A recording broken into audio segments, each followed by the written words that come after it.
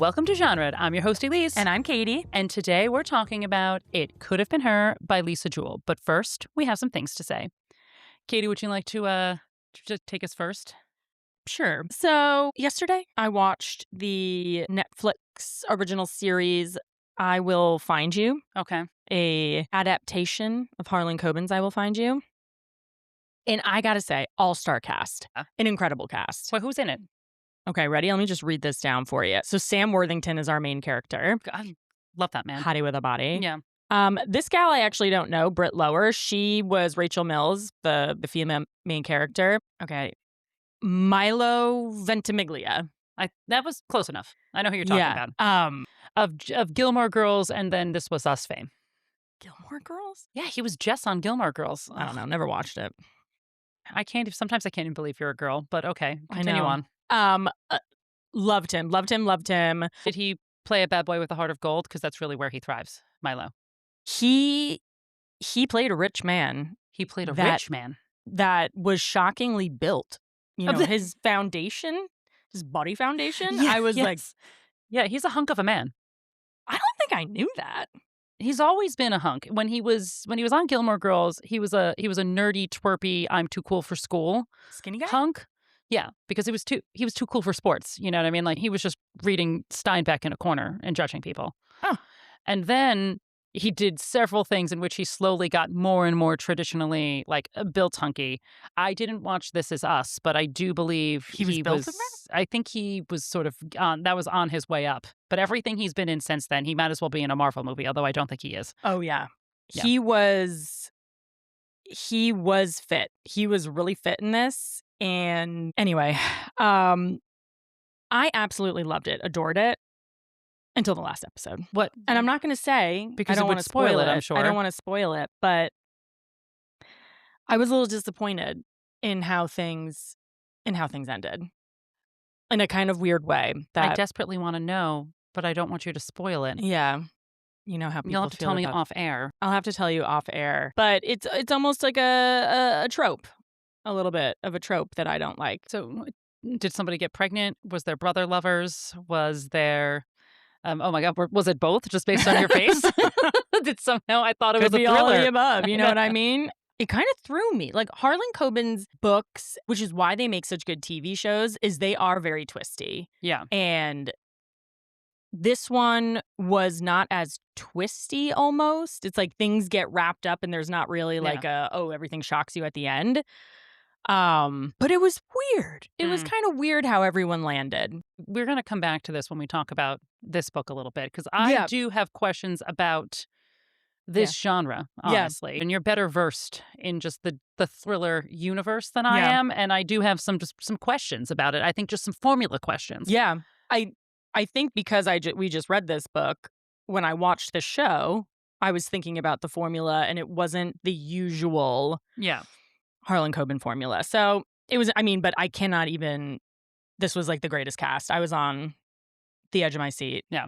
I was rooting for everyone. A perfect Sunday show. Oh, it's a perfect Sunday show. There's nothing I love more than to start and finish a series on a Sunday right on my couch there. And we had to do it yesterday. Yeah. Because once again, we said we would record this episode yesterday. We didn't. We did not. We couldn't. We had a big birthday party the night before, and we were sleepy. I was sleepy. I was too sleepy. And honestly, we deserved a Sunday day. Yeah, we needed a shut-in. Yeah, and that's why we're recording on a Monday. Here it is. Yep. Here it is. Elyse, what do you have? What do you have to tell me? Okay, so I have two things that I've been thinking about, and I think I'm going to go with my ACOTAR topic, because as I mentioned on our Broken Dove episode, our last episode with Brianna, I asked the question, hey, where's the collateral, Bloomsbury? Yeah. Like, what are we doing here? Yeah. We're getting very, very close. Yeah. And once again, now we're in mid-July. We're no closer to any sort of, like, not even a blip on anybody's, like, gossip radar for title or cover or anything. When we talked about it in Broken Dove, there was totally a point that I forgot about, is that we don't even know what this book is about. We don't even know whose book this is. We don't know the character we don't have or a anything. Summary. Yes. And now, I think, because we're cutting it close, this is sort of going against standard publishing marketing guidelines. Yeah, it's like 3 months. Book Talk, the internet, is theorizing again. I don't like when they do that. If this was a Taylor Swift thing, we would say the clowns are out. They're clowning.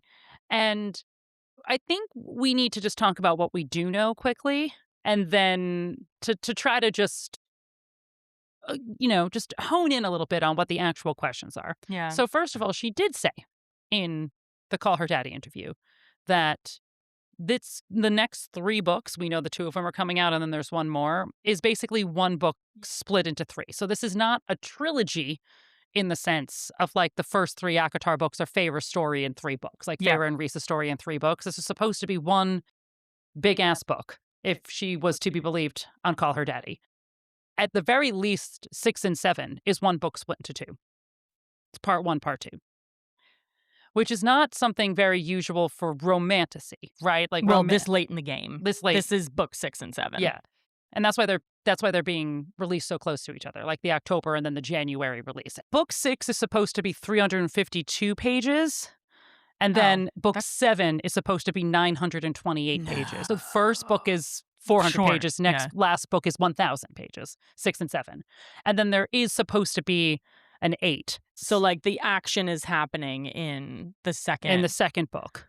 The one in January. So, I mean, we can, if you wanted to think about the Christmas special and then Silver Flames, it would be similar, only the Christmas special was much shorter, right? The Christmas special kicked off Nesta's story. What I'm assuming is whatever the 6th book is going to bring whatever the things are together. My assumption is, and what I would like, is that we're done with the Crescent City series.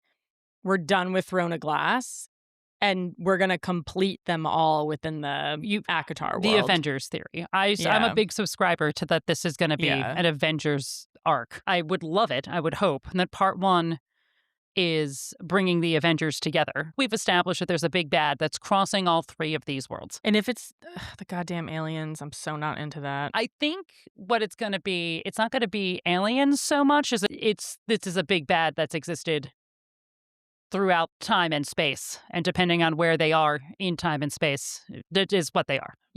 And sometimes they're in actual space, and sometimes they're not in space. So, I mean, I do subscribe to the ACOTAR Avengers theory. That is my thought, and that would make sense because it's a setup and then a massive payoff. But that means that massive payoff is big war. I'm so sick of war. Yeah. So if that's the case, then this is going to be more fantasy than romantasy, because what romance are we going to get if this is big war? Listen, I think we might have to, maybe this, Katy, is what we take to YouTube. Just a little inside baseball is that me and Katy have been really trying to think of another place to put all of the... we have some things to say. We have something to say with this, but I do have some longer form things to say about ACOTAR broadly. Yeah. And I would like to speak on it in some more detail, and I'd like to get some more opinions on it. I don't know the format. This is not a We don't know. It could be a podcast, but it's not this podcast. We don't know what we're doing here. No, we never know what we're doing. We're spitballing. We're spitballing. Maybe this is what we try to see if we can make some sort of YouTube video. All right, let's get into the book. So just to remind everybody, we are talking about It Could Have Been Her by Lisa Jewell, and this is going to be our non-spoiler section. So for the next 20 minutes or so, we're going to be talking about the book pretty high level. If you're thinking about maybe this is a book you want to read, or you just want to hear me and Katy banter back and forth for a little while, feel good to stay, and we'll let you know when spoilers happen. Yep. And I would just like to point out, this is Elyse's pick. I know. And she picked a thriller. I have some things to say about this pick that I did. I'm really proud that I went outside of my genre comfort zone. Yeah. Let's talk about it, though. All right, let's give a quick synopsis of the book. When a missing teenager's dog leads Jane Trevally to Thornwood, a deteriorating London house she narrowly escaped 25 years earlier, she begins investigating the girl's disappearance. As Jane uncovers the connection between the missing teenager, the house's current residents, and her own traumatic past, long-buried secrets begin to surface. Bum, bum, bum. So, author? Yes. Lisa Jewell. I've never read before. I think this is my first Lisa Jewell book. So, I mean, she's pretty I mean, pretty big. I remember talking to Nick when he was on. He said that Lisa Jewell was a thriller author that he always liked to read. And Heather, I feel like, also was saying how she liked to read Lisa Jewell books, but the last book wasn't her favorite. Yeah. And it sounds like the last book is interconnected to this book because Jane. Yeah. So Jane is in the last book. You know how Jane was being like last year, she was helping somebody with a case? So she was in that other book. Jane Trevally also. It's such a good name. So good. So good. So good. She was in Don't Let Him In 2025. So yeah, Lisa Jewell's last book. Okay, Jane. And was a reclusive character who steps up to help her stepson understand the death of his father. Jane has an eccentric personality and a dark history of her own. Oh. So because of romance, I can find out that I've missed an interconnected book within 2 sentences within the first chapter. Me. Yeah. I missed it. Yeah. I mean, I don't think it took anything away from this story, but she's definitely in the previous book. Interesting. Okay. Yeah. So genre-wise, I say psychological thriller. Yeah, for sure. Yeah. 100%. Yeah. There's a mystery, but there's a lot of brain grape stuff happening here. A lot of mind games. A lot of mind games happening here. We're really navigating several layers of trauma across the board. Everybody's got trauma in this book. Everybody's got big trauma in this. Big trauma. I was saying some of the tropes were definitely amateur sleuth. Yeah, love it. The past and present timelines, we were going back and forth. Yep. And I put invisible strings. Everybody's connected in some ways. That's a big part of it, which I think is interesting. Which I thought was... that was actually done quite well. Mm-hmm. And then the POVs in this book, I think we need to talk about. Yeah, so did you listen or did you read? I mostly listened. I read too, but I mostly listened. So the audiobook I thought was good because it's a full cast audiobook, so there's a lot of different voices. I will say, sometimes it was a little hard when you're listening fast to understand everybody because there's a lot of different accents, a lot of different voices, but I thought the audiobook was good. I didn't count the POVs, but there had to have been, at the very least 5 main POVs and then other people coming in. But obviously Jane is the big one. We hear from every member of the Black family, which we'll go into in a second. So that's 4 people. Yep. Stuart. And then we got some randos. Yeah. We get some randos. Other characters. But there's probably at least 8, if not more. Which I thought was done pretty well. We're not really dealing with any sort of unreliable narrator here.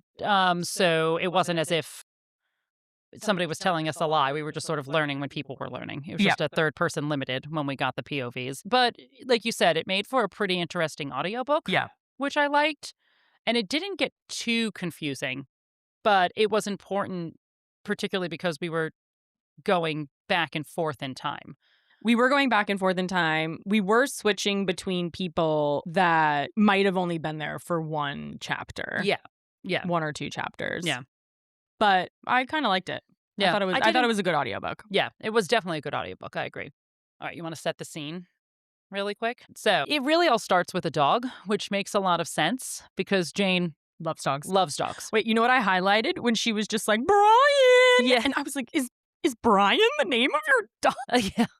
I'm forgetting how many dogs she had, but at least 3. Yeah. At least 3 dogs. And she's walking her dog out in the moors. I don't know. She's like outside in the countryside in her big rambling, dilapidated estate that she lives in. And she finds a small white terrier without an owner, like a dog that just like runs up to her. And being the dog lover she is, she's like, "You're coming with me." She brings it to the vet, gets the chip read, and it gives an address to like where this dog is from.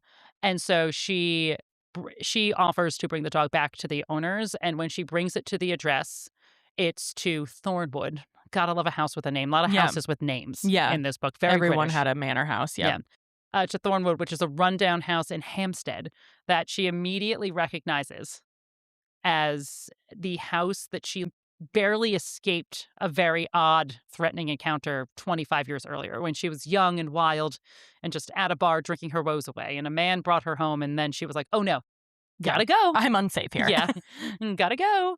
Oops, can I smoke a cigarette? Bye. Yeah. So that's the setup. That's the first chapter, basically. Which the dog thing was fun because dogs actually played a pretty big role throughout this entire series. Well, I find it funny that Jane is like something's not right here. She was like, oh, my dog's spidey senses are off. This is a well taken care of dog who looks loved. Why is it all the way out here when it's from this Hempstead by the Heath? I don't even... It's hard for us to understand exactly where this house is because we are not British, but the Heath, which is a big rambling park in the middle of London, is like, it's like very overgrown. It's not Central Park. It's not Prospect Park. It's like a real nature preserve type of thing. Because Hempstead Park or Hempstead is real. Yeah. And when you look at pictures of it, it's like, oh, here's this stunning park. And then there's London, like the city of London. Like you live in London, like proper almost, but you're in this hamlet of a quaint little village, it feels like. Yeah, and that the Heath is huge by park standards, and a lot of it is not very well kept. Yeah, it's rambling. Yeah, it's rambling. It's nature. Yeah, nature. And Thornwood is just in an isolated area of this. It's like a big hamlet. manor. Yeah. Everybody knows the house. It's iconic. It is iconic and creepy as hell. And actually, let's maybe use that to go into the characters. Because while I'll actually give characters, I did put Thornwood. I know, I was going to. As a character. I thought the description of this house was so good. Yeah. Starting from like the beginning of the book when you're jumping back in time to the end of the book, how it was and then how it deteriorates, I thought was explained really well. And I have like so many thoughts about it. And it's creepy, but not in a horror sort of way. It's more like in a vibey way. You sort of feel it existing all around you. Agreed. Yeah. All right. And then Jane, who we've talked about already, she's our main character. She's our amateur sleuth. She's eccentric. I love Jane. Yeah. She's sort of zany in like the way that like cozy mysteries always have like a zany older person all of a sudden solving crime. Yeah. She reminds me of that, but it's also very clear she's got some trauma in her past. But she seems to have overcome it. Making the best of it. She's making the best of it. Not overcome it in the sense that she's, gone to therapy and dealt with it, God forbid. It's just that she's married well a couple of times. Yeah.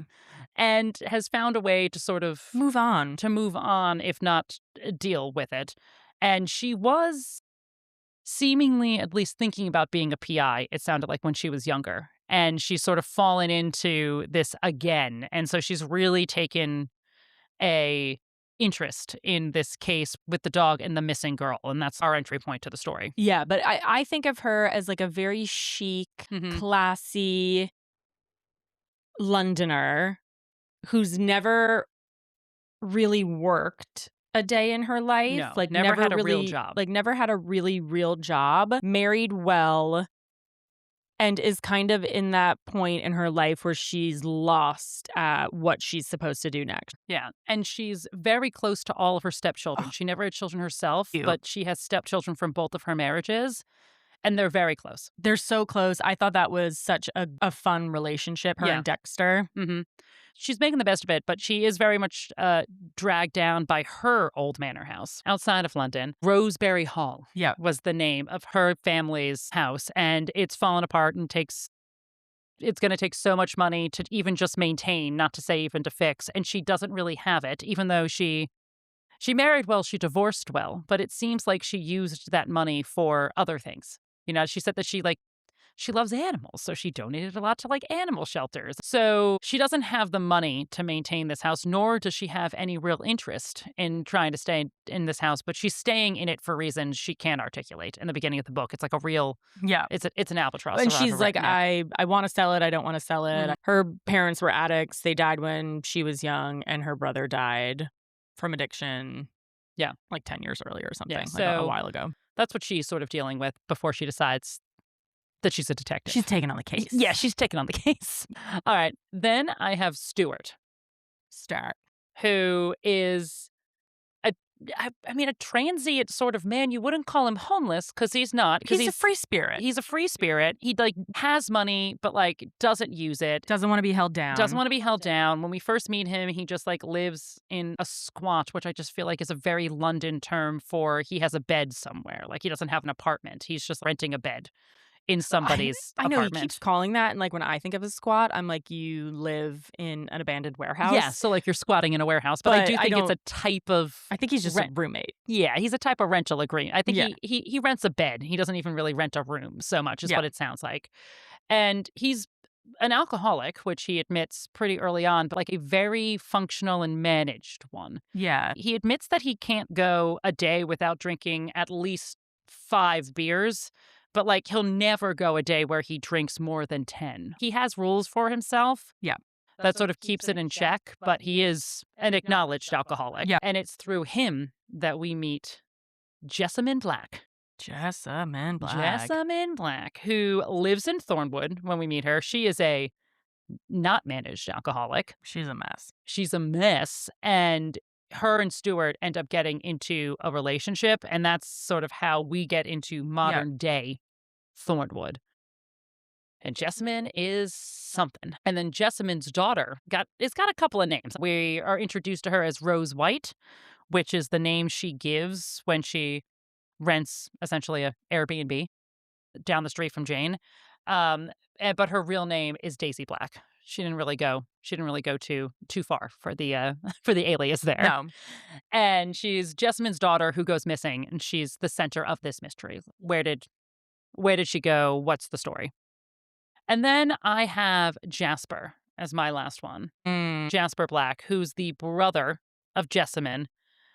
And he has mysteriously disappeared years ago, but on his own volition. The family is not worried about him. He's left for some reason. They do think, probably correctly, that he's joined the circus because the man's obsessed with clowns. He's wanted to be a clown since he's been a small child. Not a joke. He did, in fact, leave to join the circus. Yes, to be a clown. Loves clowns. Loves clowns. The man loves clowns.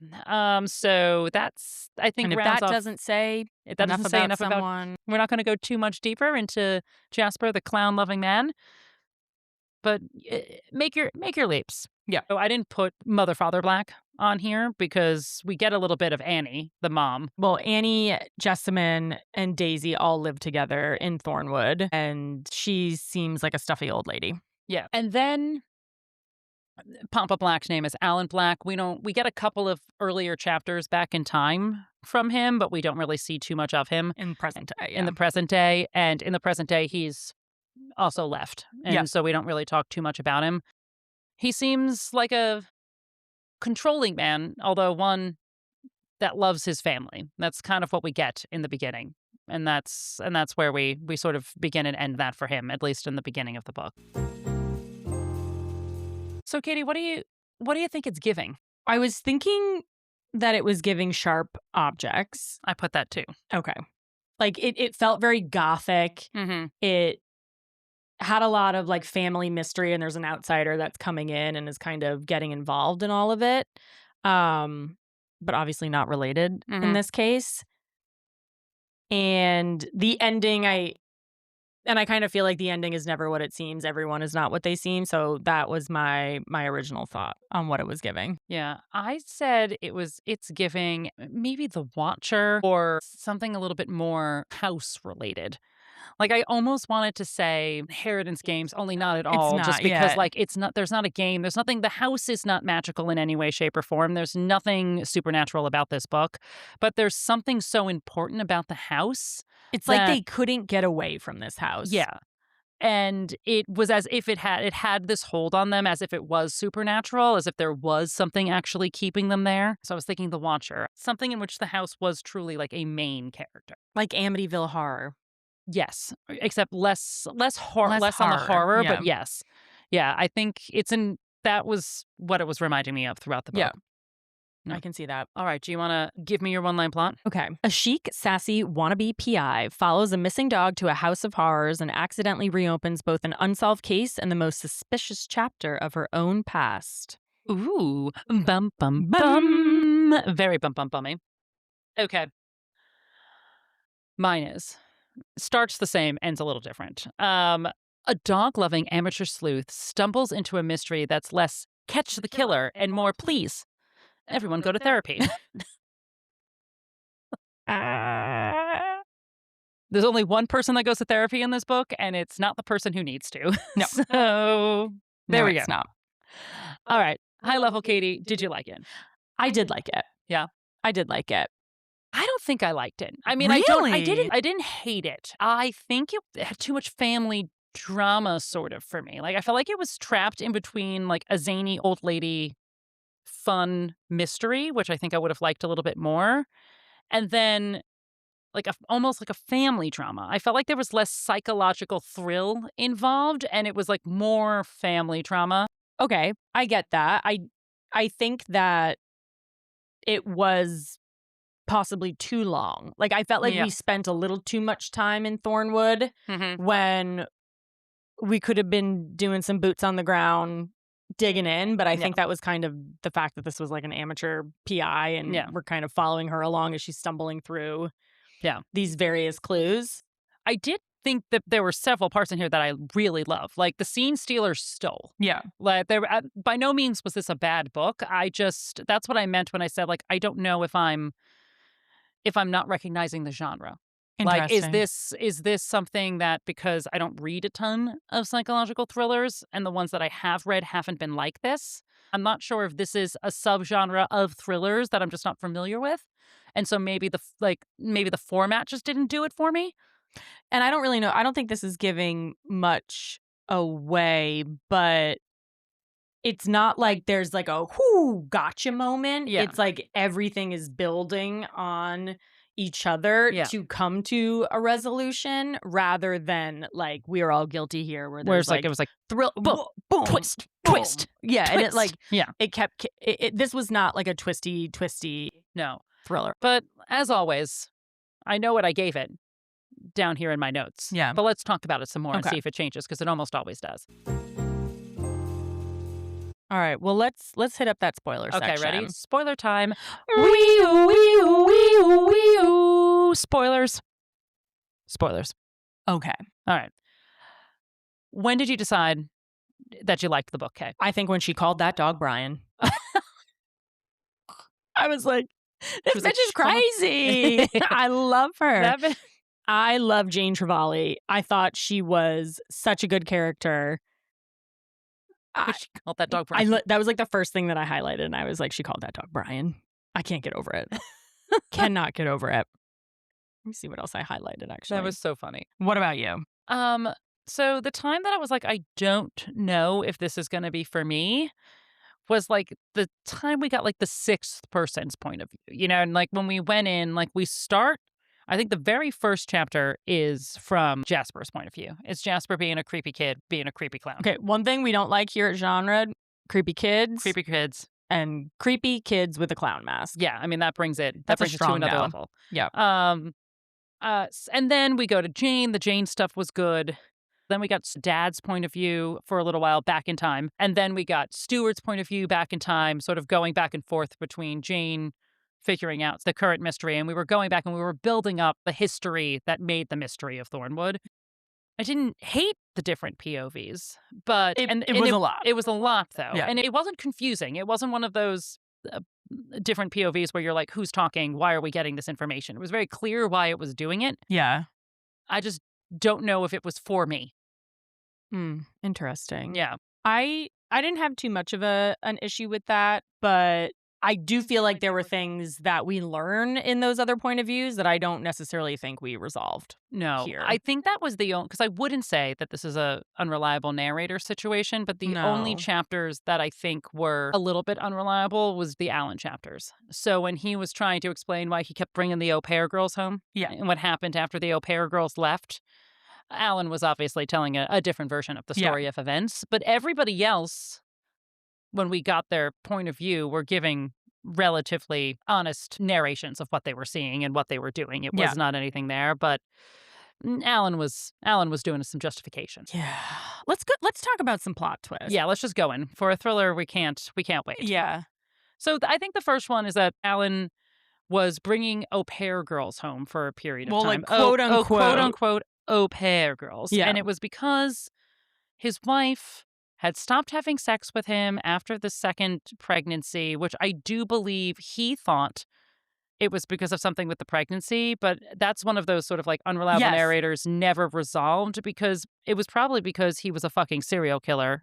There it is, spoiler. The dad was killing the au pair girls all along. But before we even get there, that was something I was hoping to be resolved. Annie, who is his wife, they talk about this great love that they had, essentially, that they had 2 kids.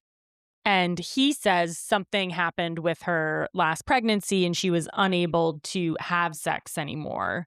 But she was fine with him getting sex somewhere else. And then you get Annie's point of view in a couple of the chapters. She's like, well, I didn't want to sleep with him anymore. So what was I supposed to do? The au pair girls, I guess, had to stay. I know. And so I'm like, well, I would have loved to hear unpack more. That. I would have loved to unpack that. Yeah. So that I was kind of bummed that we didn't get any more details in. Yeah, he was ultimately murdering those girls. The first few au pair girls were actually, quote unquote, au pairs. I mean, he was also sleeping with them. They were almost always sex workers. And so he would give them like a full-time job and he would sleep with them, but then they'd also take care of the kids and like do some laundry and things like that. They were like sort of working around the house. But then Annie didn't like how involved they were with like the kids and all of that. So now the au pair girls weren't doing any sort of real au pairing after that. And so it got to a point where he stopped trying to give them jobs, quote unquote, and just drugged them, threw them in a room, and didn't let them leave until he had to kill them. Another question that I had. Yeah, because honestly, another question just came to me. Yeah, is Annie, the wife, knew about this. It was unclear if she was participating in it outside of just covering it up, outside of just letting it happen. But she knew where the bodies were buried, literally and figuratively. So it wasn't clear whether or not she was into the murdering or not. Also not clear because I just came up with something totally else in my mind. Okay, tell me what just came up in your mind. Okay, so the big ending is that there is one girl that goes missing who is just a regular old gal in the town, ends up finding their cat, like stuck on a fence or something like that. So she goes and she brings this cat back to them. Creepy Alan is like, please come in for some tea. And then next thing you know, girl was drugged and wakes up in a bedroom and she's shackled to a bed or something like that. He ends up, I guess you would say, falling in love with this girl that he kidnapped and impregnating her. Yes. And Jessamine, who seems just so upset that her dad is seemingly in love with this woman and ends up killing her. Yeah, and taking the baby for her own. And killing her dad. Yeah, killing her dad. Yes. Murders Claire, murders her father, takes the baby, says it's going to be her own, but she doesn't want the baby. No, neglects Daisy forever. Yeah. And then traumatizes Jasper, who was already not doing well. Jasper, the clown-loving child, stumbles upon this scene, and that was it. He was a clown forevermore. he was Patches. That's what he liked to go by. He liked to go by Patches. He was a clown forevermore. Yeah. And that really is the twist, because at the end of the book, Jessamine is a slob.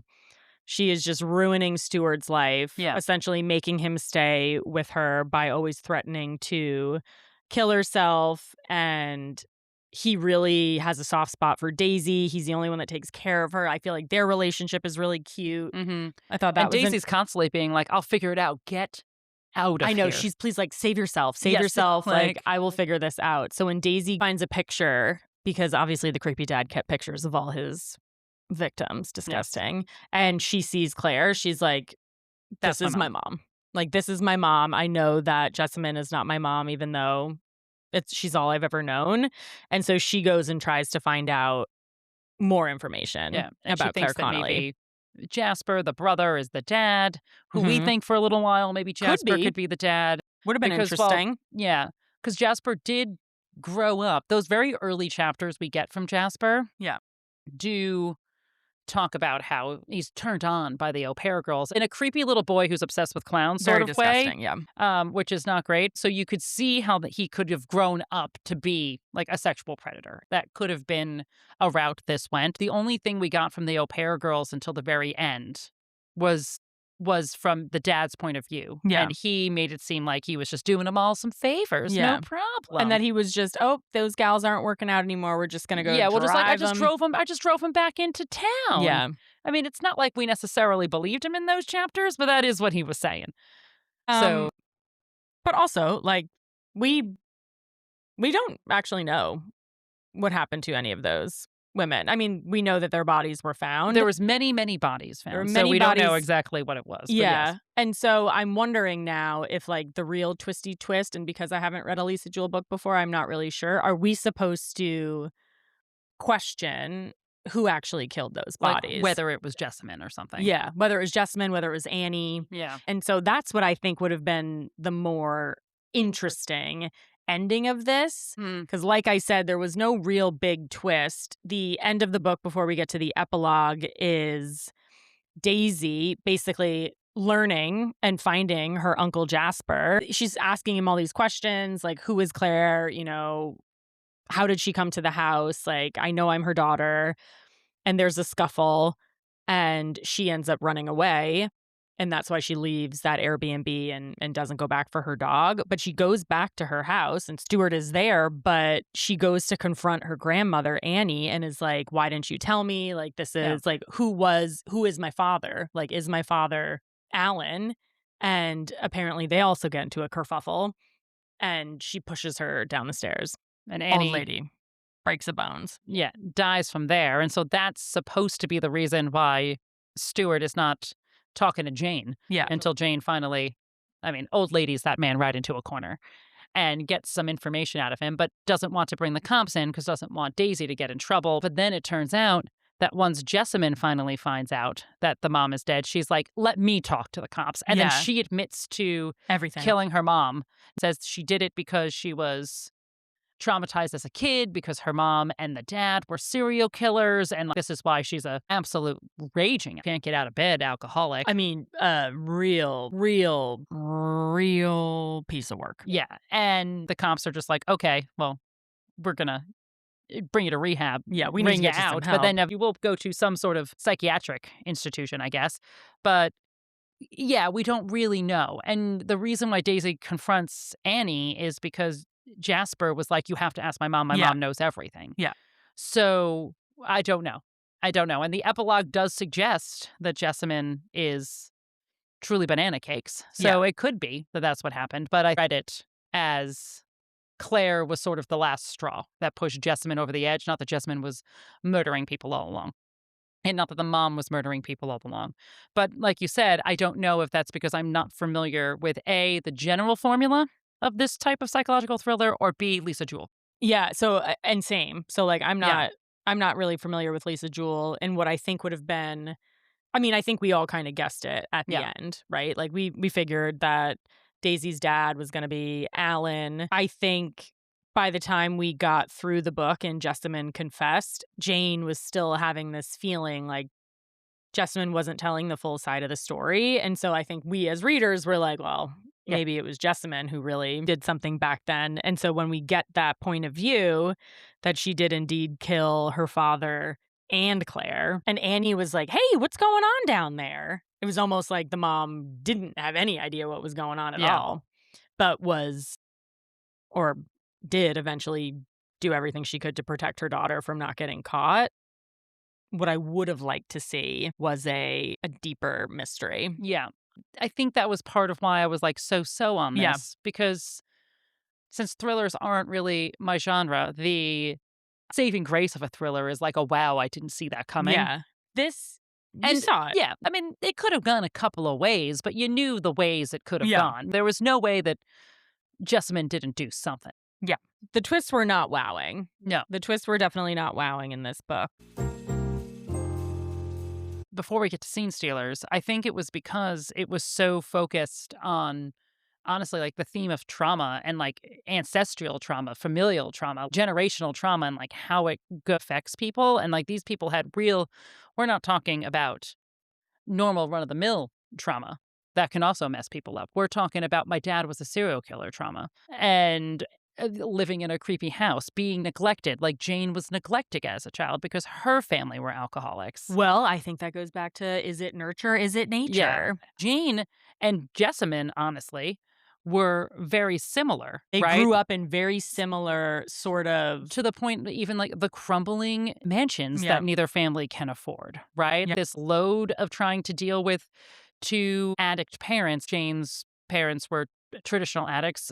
Jessamine's parents were serial killing addicts. Yeah. Yeah, Jessamine crumbled under it and definitely became an abuser Yeah. herself, perpetuated the cycle, which you see with Stuart. Was so interesting. I wrote a note and I was just like, wow, why is Stuart so lame? And then I said, we wouldn't be saying that if Stuart was a woman. Like, I know. Stuart was abused and manipulated. He was truly emotionally abused and stayed in that house Yeah. and manipulated by Jessamine and Annie. And not on purpose by Daisy, but Well- like his affection for Daisy and the way that these women sort of made him this father figure for Daisy kept him here. And if this was a woman, we would have been like, She's the well, victim. of course, I mean, she's the victim. She's being kept here, the power dynamics. But because it was flipped and she was the abuser and he was the victim, I had to deal with my own preconceived notions. I know. there. It's very tough because you're like, I mean, this guy could walk out of this house at any time, right? He's not chained to the bed. But I think and I hope that his love for Daisy and wanting to be there for her was what kept him there. Yeah. And I do think when Jessamine and Stuart initially started their relationship, he did care for her, but their relationship at the beginning was more of a romantic relationship, and then that stopped. That stopped the first time he left, and she was like, Yeah. I got arrested. She started drinking again. That was insane. Like that scene, that was one of my scene stealers. Yeah. Was that he left to go see his daughter. Like, because he has a daughter who was in town. He has two children, but they live full time with their mothers. And she was in town. And all he wanted to do was just get a nice dinner with her. Yeah. And Jessamine did everything that she could to not let him out of the house until Daisy basically distracted Jessamine and was like, run. Go now. I know. And he spent the day, ignored her calls. And by the time that he came back, Jessamine had trashed the house, tried to kill herself. And then when he came in, she attacked him. Yep. And cut off his ear and locked him in the au pair room, Yep. that's how we figure out that there is some sort of secret creepy room. And that was your first look in that, Jessamine is an Not addict. well. But I hesitate to use the word crazy, but she crazy. But also, like, what'd you see as a kid? Yeah. Where you were like, uh-oh, someone's trying to leave. I better lock them upstairs in the au pair room. Yeah. And he had to, like, Sweet talk his way out. Yeah, and then just promised to never leave, to get out, and then he never did. That was one of the things I really liked about this book. I think that my confusion was the thriller portion of it. But if this was a lit fic about a couple in which, like, the traditional abuser-abusee gender roles were flipped, I think I would have been rapt. Like, if it was just that. But, that was so interesting. I know. I really feel, because Stuart is truly a victim in all this. I know. All right, so what are some of your scene stealers? One of my ones was the descriptions of Jessamine, particularly near the end of the book, where she never left the bed. She's she was smelly. she was just smelly and gross in her bed. She would sleep until noon, wake up, be sick, wouldn't be able to eat, and then would be able to, like, rustle herself awake to walk to the nearest liquor store, and she would buy 2 bottles of wine and a bottle of rum. And then walk back and then start drinking at around 5. Yep. And then drink the bottles of wine, drink what sounded like the full bottle of rum, basically. And then end up just falling in bed, like, stinking drunk, and then just repeat it again. And I could really picture her in, like, this crumbling, gross bedroom in this, like, deteriorating mansion, just being smelly and gross with, like, this greasy hair, and yet still, like, the most powerful person in the house. What about you? What was one of yours? I think, so I love Jane Trevally. Yeah. I thought she was just the cutest. There's a moment where she has a rooftop party. That was one of mine too. With, like, all of her stepchildren. And so she was married 2 different times, and she's still very close with the stepchildren from both of those different marriages. So both of those sets of kids also know each other. And so she invited them all to like a pizza party. Like a pizza party with So cute. champagne. I know. Like Jane Trevally is the cutest, and she invited them all over. And anytime she was with Dexter, her stepson from her last marriage, he helped her. He was a little amateur sleuth. He was always helping her with this. He lived in the city of London. So whenever she was in the city, they would get together and like go through the case. And I thought it was the cutest thing. That was such a good description of a woman who didn't have her own biological kids, wasn't necessarily upset that she didn't, but had such a great relationship with her stepchildren. It's always like, oh, my evil stepmother, or we weren't close. Like, I thought that they just all had such a great relationship. And now I'm like, oh, I would want to know more about Dexter or any of these other kids, so I could see that. Now I'm like, oh, they're interconnected. I could get that. Oh, wait. A detail that I loved about Dexter is that anytime he like came to hang out with Jane would describe what he was wearing. And she'd be like, and a Ralph Lauren blouse, which was mine. Because like she didn't take all of her fancy clothes when she left in the divorce, and she was just glad that it went to a good home. And Dexter was really wearing all of her like her great clothes. Or she'd have like, like some sort of pashmina. Yeah, and Dexter was just like, oh, had it draped around him. So cute. But then another one of the stepchildren, not Dexter, when they were at that party, like took her aside because Dexter's been telling everybody how she's sleuthing, and they're like, could you not be sleuthing? You're an old woman, and that seems dangerous. And she's like, no, it'll be fine. And he was just like, it makes sense because you want to save everybody just like you saved all of us. And then I was like, it was so cute. I thought that was so freaking cute. All right, Katy, are you ready to give your final ratings? I'm ready. Okay. You go first. I gave it a 4. I actually really liked it. I thought the audiobook was great. I went through it pretty fast. I love Jane Trevally. I would definitely read more books where she was amateur sleuthing. There were definitely some misses for me in terms of open answers, but I did actually really enjoy it. Yeah. I gave it a 3. Yeah, I figured you would. And I think for all of the reasons I'm saying before, but I do think I need to read another one of her books. It was like when I read The Blue Bistro by Ellen Hildebrand, and I said, this is the worst book I've ever read. Yeah. But everybody loves this author. So let me read another one of her books. And so I read 5 Star Weekend, and I said, this is better, but I still don't like it. That just means Ellen's not for me. Yeah. I feel like I need to read one more. I can hate nothing like I hated The Blue Bistro. So so that's not what I'm talking about here. I do think there was some really great parts of this book. It was written really well. Yeah. Like you said, the audiobook was really interesting. I do think it had too many POVs. For me, a thriller means a twist I didn't see coming. That was not the case here. And I don't know, again, maybe this is just a Lisa Jewell book, if it really is more about like the trauma and these relationships. And like, I thought the parallels between like Jane and Jessamine were fascinating. Like there were so many things that were so well done here. But then putting that into a thriller didn't work for me. But maybe she has a different version of this that would work for me. Maybe it was this story. So I do think maybe I have to go back and read something before I just say maybe Lisa's not for me. Yeah, that's valid. This I gave a 3, I think. Yeah. I think that's fair. Yeah. I would love a Jane Netflix show, like a Jane Trevally Netflix show. Do you know who Jane kind of reminds me of? Who? Olivia Colman. Oh, yes. I feel like Olivia Colman could for sure be Jane Trevally. Yeah. I mean, who doesn't love Olivia Colman? All right. Well, Katy, you want to tell us what we're reading next? Yes. So next, we are also reading another thriller, if you will, but a YA thriller called Thornwood by E. Kennedy, who is Elle Kennedy of off-campus fame. Surprise. Surprise. Did not know that she also was writing YA, but it is a bit of a serial killer story. I know. I'm interested. I know you started it. I haven't started it yet. I am so thrilled to talk about it. All right. Well, I'm going to start tomorrow on our ride down to Delaware. Okay. So that was my plan. Remember to rate, review, and subscribe wherever you get your podcasts. And remember, no genre shaming unless it's funny. Bye.